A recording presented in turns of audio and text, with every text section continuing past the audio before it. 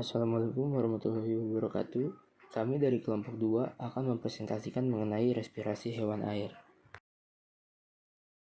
Di dalam kelompok kami terdiri dari 4 orang anggota, yaitu yang pertama ada Hugo Danendra Prayogi, lalu Gloria Magdalena, lalu Dia Zaidan Mahmud, dan yang terakhir Nur Afifah Dea Amanda. Respirasi atau pernafasan adalah pertukaran oksigen dan karbon dioksida antara suatu organisme dengan lingkungannya. Didefinisikan juga pernafasan adalah proses pengambilan oksigen dan pengeluaran CO2 dari dalam tubuh organisme, atau disebut juga proses pertukaran antara O2 dari udara dengan CO2 dari dalam tubuh. Peranan oksigen dalam kehidupan biota air merupakan zat yang mutlak dibutuhkan oleh tubuh, yaitu untuk mengoksidasi zat makanan, yaitu karbohidrat, lemak, dan protein, sehingga dapat menghasilkan energi. Tingkah laku ikan saat kandungan oksigen dalam air berkurang adalah ikan akan berenang ke tempat yang lebih baik. Kondisi oksigennya seperti ke dekat air masuk, air yang berarus dan ke daerah permukaan, serta dengan jalan meningkatkan frekuensi pemompaan air atau memperbesar volume air yang melewati insang. Adapun komponen-komponen pada sistem pernafasan antara lain alat pernafasan atau insang, oksigen dan karbon dioksida, dan darah yang berupa butir-butir darah merah atau Hb. Insang merupakan alat pernafasan yang terdapat pada banyak hewan air, yang berfungsi untuk mengekstrak oksigen yang larut dari dalam air dan mengeluarkan karbon dioksida. Insang adalah organ pernafasan utama.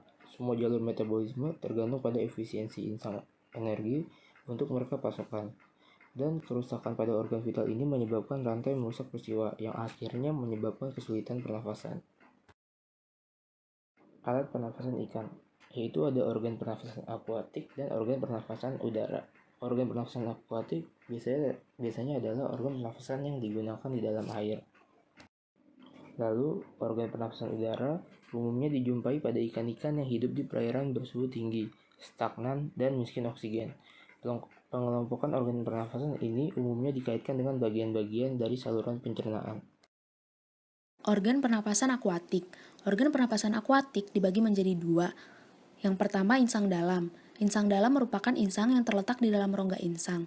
Insang dalam dapat dibedakan menjadi insang septal seperti pada elasmobranchi atau ikan bertulang rawan, dan insang berpenutup yang dapat ditemui pada kelompok ikan teleoste atau ikan bertulang sejati.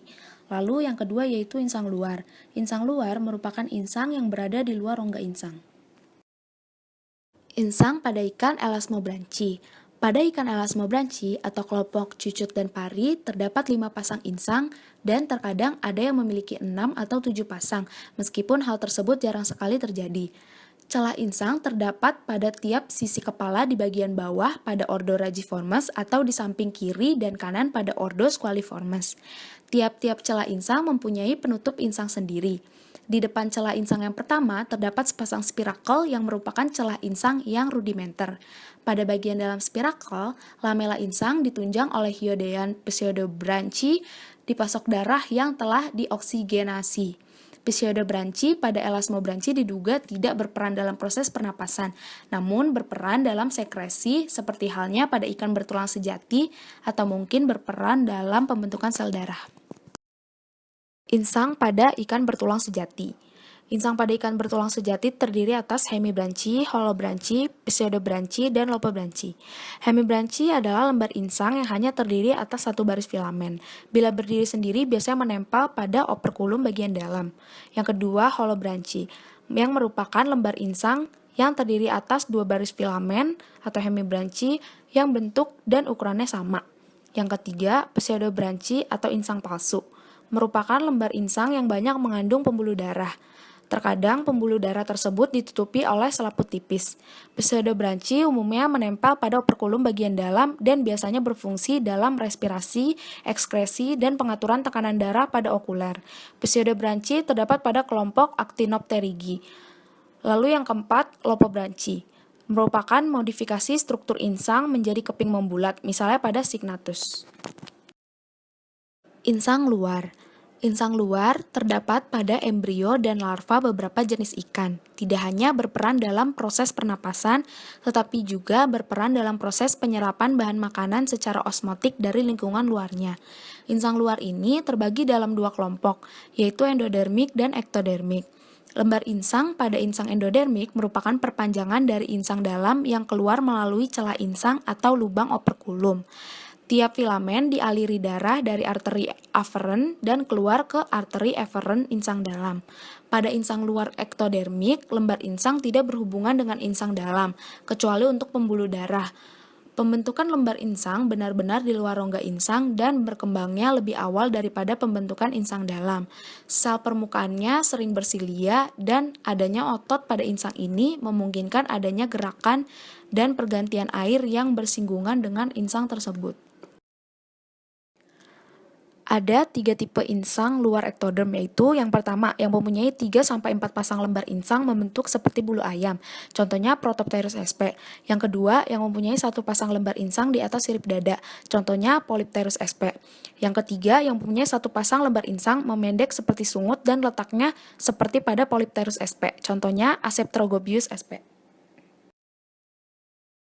Insang terdiri dari 3 bagian. Yang pertama ada gill arch atau tulang lengkung insang yang berbentuk seperti busur panah, melengkung ke arah posterior.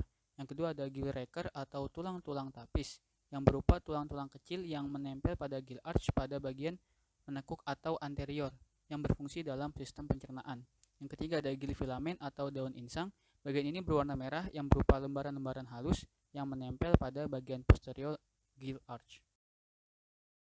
Selain dengan insang, ada beberapa spesies ikan yang menggunakan alat bantu untuk melakukan pernafasan. Alat bantu tersebut memungkinkan ikan dapat hidup di perairan dangkal atau perairan yang kurang oksigen.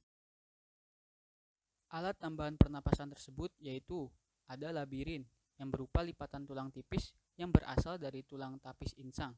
Labirin ini mengandung banyak kapiler darah untuk pertukaran O2 dengan CO2 seperti pada ikan sepat.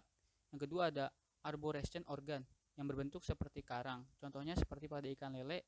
Lalu yang ketiga ada diverticula yang berbentuk lipatan-lipatan kulit di permukaan rongga bagian dalam mulut dan faring, misalnya terdapat pada ikan gabus. Yang keempat ada alat berbentuk tabung seperti pada ikan Sacobranchus, ikan yang sejenis lele.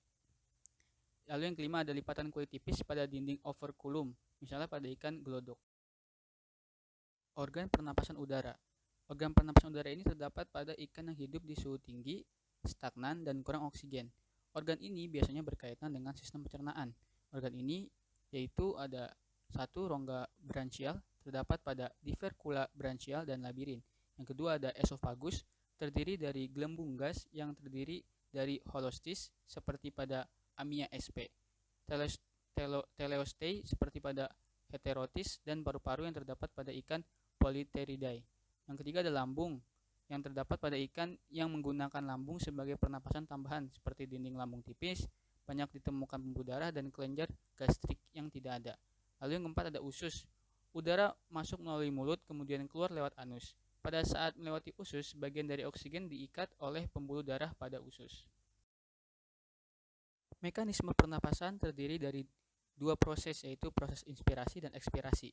Mekanisme pernapasan pada ikan terbagi menjadi 2, yaitu mekanisme pernapasan pada ikan Elasmobranchi dan mekanisme pernapasan pada ikan Teleostei. Pada mekanisme pernapasan Elasmobranchi terdapat proses inspirasi dan ekspirasi. Pada proses inspirasi, mulut akan terbuka serta rongga mulut dan tekak mengembang. Selanjutnya, rongga insang berkontraksi dan celah insang menutup. Pada saat tersebut, air dari luar masuk ke dalam rongga mulut dan dilanjutkan dengan mulut yang tertutup dan rongga mulut yang menyempit. Sedangkan rongga insang mengembang dan celah insang tertutup. Pada saat tersebut, oksigen terlarut dalam air dan berdifusi masuk melalui membran sel pada lamela sekunder dan diikat oleh hemoglobin butir darah merah pada kapiler darah. Pada proses ekspirasi, mulut akan tertutup, rongga mulut berkontraksi atau menyempit, dan celah insang terbuka. Selanjutnya air akan keluar dari rongga insang melalui celah insang. Untuk mekanisme pernapasan Teleostei pada tahap inspirasi diawali dengan tutup insang tertutup rapat dan mulut terbuka. Pada saat yang sama, jari-jari penyokong keping tutup insang, rongga bukofaring dan rongga insang mengembang. Kemudian air dari luar masuk melalui mulut menuju rongga mulut. Selanjutnya, ruang antara insang dan operkulum meluas ketika tutup insang mengembang. Pada saat air dari rongga mulut bergerak melewati insang, terjadi difusi dari lingkungan luar yaitu media air menuju lingkungan dalam yaitu kapiler darah pada lamela sekunder. Selanjutnya pada proses ekspirasi, mulut akan menutup, kemudian rongga bukofaring dan rongga insang mulai menyempit. Sementara, katup mulut mencegah aliran air keluar melalui mulut. Rongga mulut mulai berubah fungsi, dari sebagai pompa pengisap menjadi sebagai pompa penekan. Operkulum dengan tutup insang tetap tertutup.